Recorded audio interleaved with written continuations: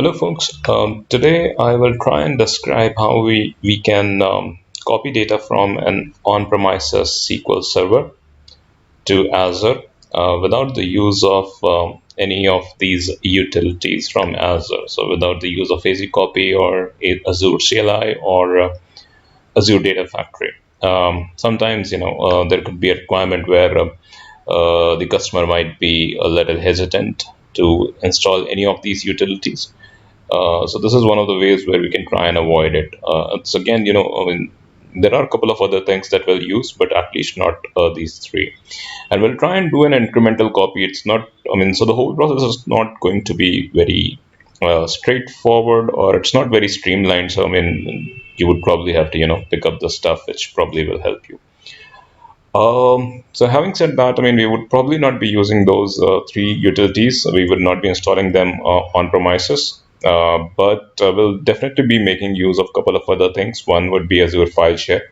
So we'll be copying the data in Azure File Share, and that kind of gives us the flexibility to take the data on Azure File Share on Azure rather, and then from there we can definitely use a lot of different services within Azure to do the processing further. The other utility that we'll be using is something which is available in SQL Server, which is BCP utility, and we'll try and make use of this to copy the data from SQL Server to Azure File Share.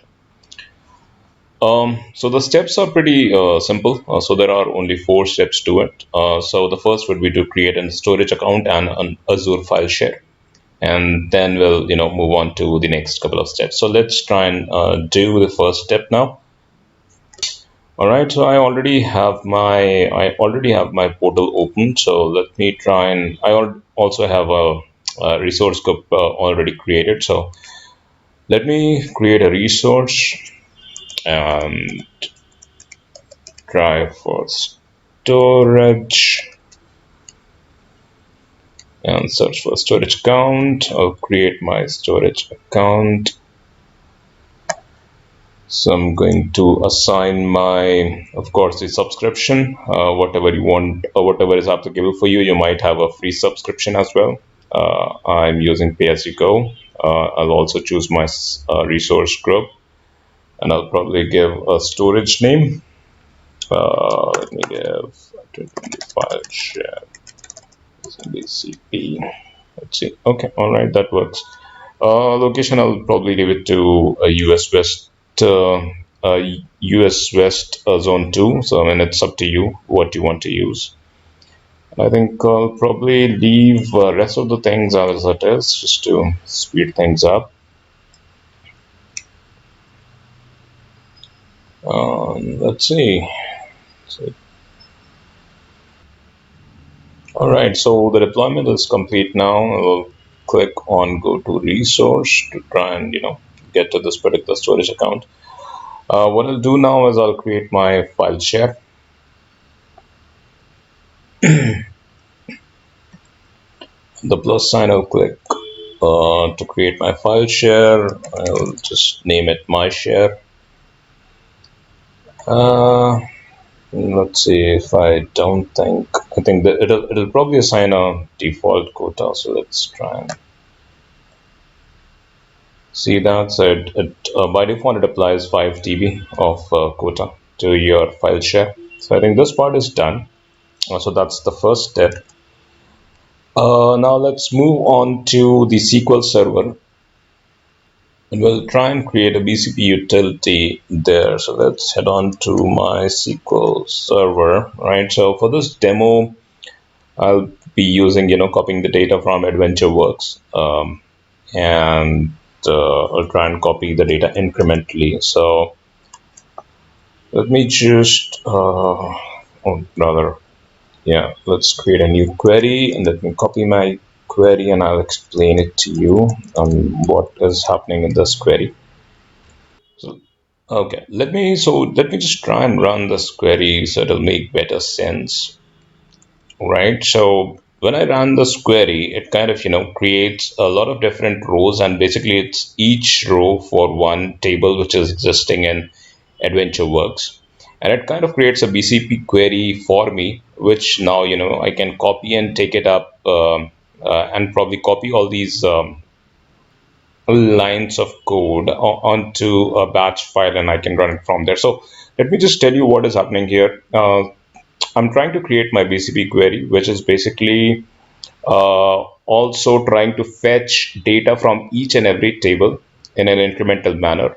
So now this is probably the catch here, that in this particular query, I'm assuming that the modified date is actually a column, and in all of these tables, right, which are there in all of these tables, right? For example, if I go to person address, if I go to, or rather, sorry, if I go to columns, and I can see a modified date column here, right? Similarly, if I try and go to any other table, and if I see that there is a modified date column, right? So most of the times you'll probably have a transactional column like this, right? So my assumption is that all of these tables will have this column, but that can not always be true, right? This column might not be existing, so you might have to create a couple of different BCP queries based on the column on which you're trying to incrementally fetch the data. And I've kind of compared it to current timestamp -1, to to take the data from previous day. Now I'll probably change this to 3000, because as you know, the data in the adventure works is going to be pretty old. So I've kind of taken a um, I've calculated what the filter should be, so that it can try and fetch some data from some of these tables. This part is query out is again BCP specific. It's from the syntax of BCP. This is the shared drive which we will be mapping to our Azure file share, and we'll be doing that later. This part is also a little bit of batch command, which I am not very good at it, but I'll explain that in a bit on what this is actually doing.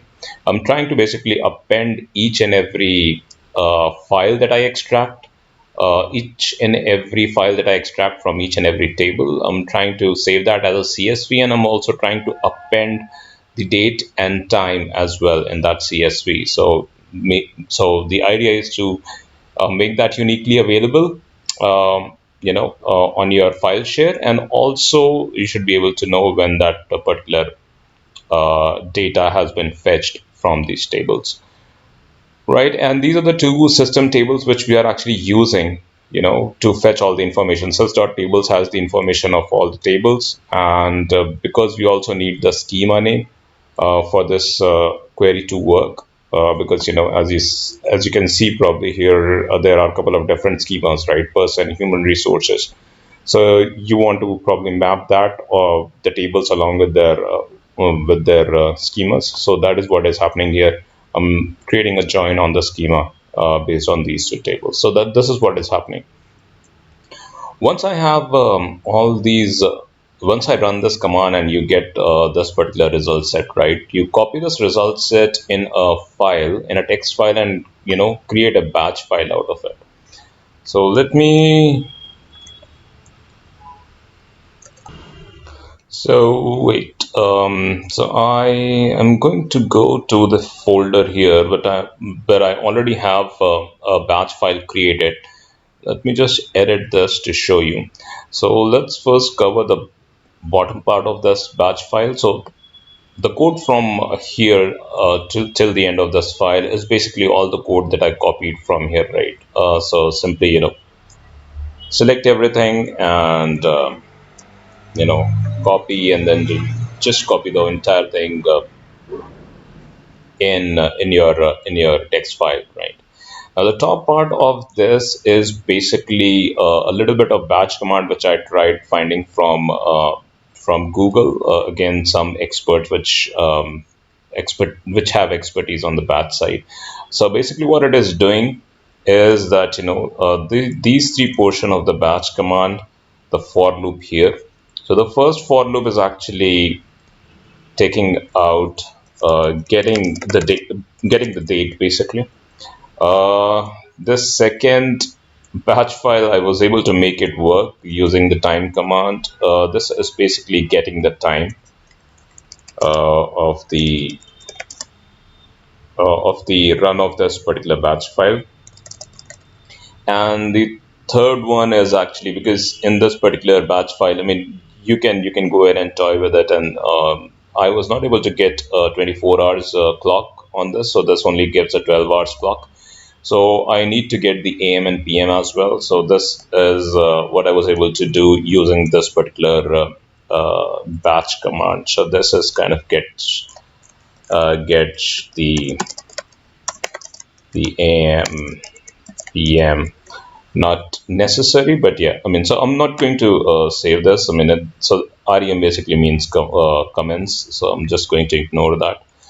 So this is now what you've got to do is you've got to save it as a batch file, right? So I mean, a lot of document is out there to how to save a normal text file into a batch file. So I think it is just save as and just save the name and give a dot bat here and use all files, and this should be able to save as a batch file. So once we are done that, so we are ready to execute our BCP queries for each and every table. Now the third point which is left is to map the Azure file share. So let's try and do that. Let me see if I have.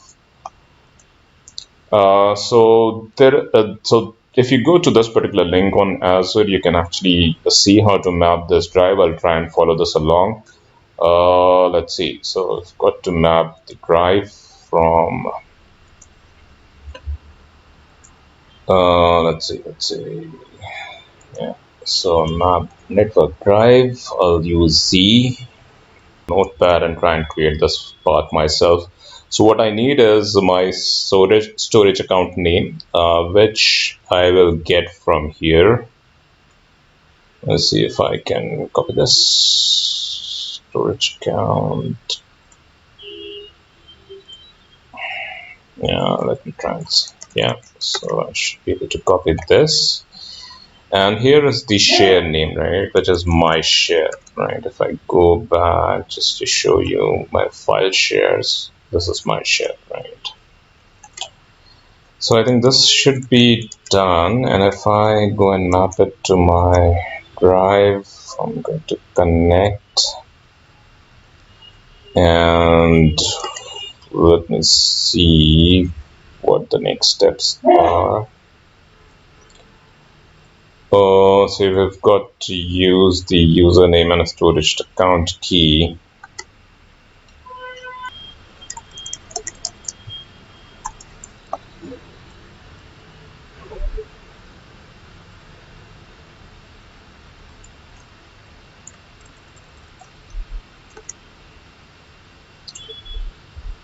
And here I'll put the storage account name, and let's see the key. I hope I've hidden the key, the video.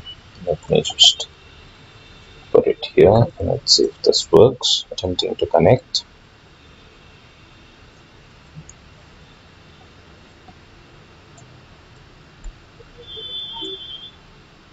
Yeah, okay. I think that worked. So we're able to connect it to Z Drive, but there is one more step that has to be done. And so this is the connection, that I established for mounting my drive. But for SQL Server to recognize this particular drive, I would have to do one more step, and that is in the form of executing a net use statement. Just open the command prompt from here.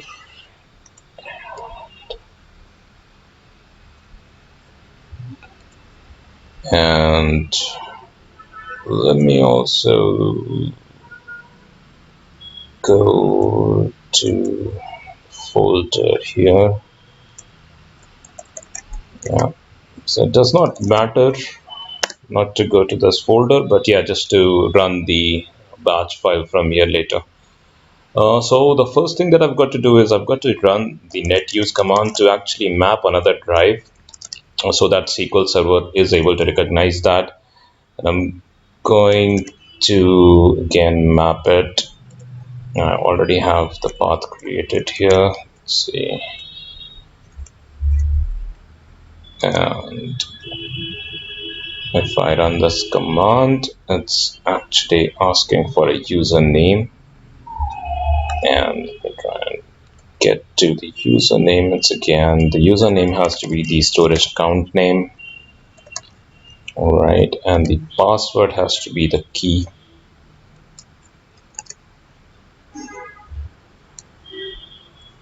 And let me see if this connects. All right. So looks like I've been able to connect. Now, if I go back to the shares, right, it'll probably not show here, right? So do not worry about it. What you can do is just to verify, you can go back again here and you can just run the command net use, and you can actually see that your drive is mapped, right? So I think we are good to try and run this. Uh, to try and run our batch file that we create, right? This particular file. So let me try and do that from here now. So if I try and run this, let's see what happens.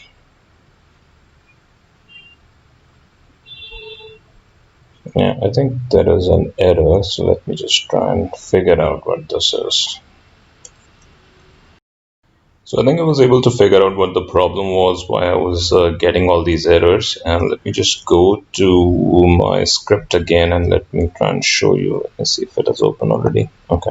Yeah, so this is my script, right? And in this particular query, I'm actually writing the data to X drive, of course, if we have mapped it. But I'm also basically saving the data in a folder as well called data. So let me try and create that folder. I think I've not created that earlier. So I am in my share, and I'm just going to add directory rather. I'm going to press OK, and let's see. Okay, it creates the directory here. And now let's try and see if this works. All right, yeah. So it is running my BCP commands one by one on all the tables, and it's actually fetching all the rows from my SQL server, and it is directly copying the data onto the X drive, which is basically the file share. Right. I'm just going to probably pause the video here so that we can see the end of it.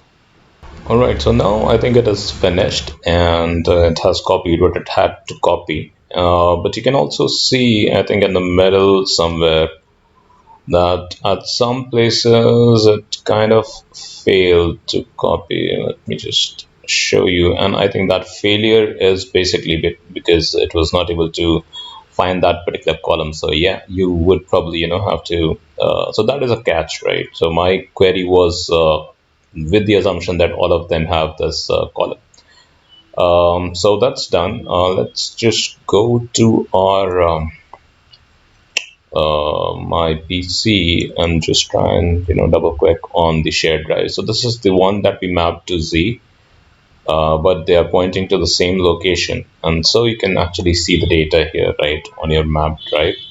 And you can also see the date and time that it has appended to each and every file. And that's the good thing about it, that if you run it again, then it'll not overwrite it, but it'll create another copy with a different timestamp. Just to see again, just to confirm on our storage account, if we go to our file shares, it's of course it should be here. Right, go to data, and you can see your files here, right? One thing that I want to point out here is that you want to have this connection established on an encrypted, or rather this connection should be encrypted. So for that, you go to your storage account name, you go to configurations, and you should ensure that your secure transfer is enabled, right? So this will establish an encrypted connection, and your data should be encrypted in transit. All right, so I think this is about it for this particular video. I'll try and create another useful tip video for you on Azure. Till then, goodbye and good luck.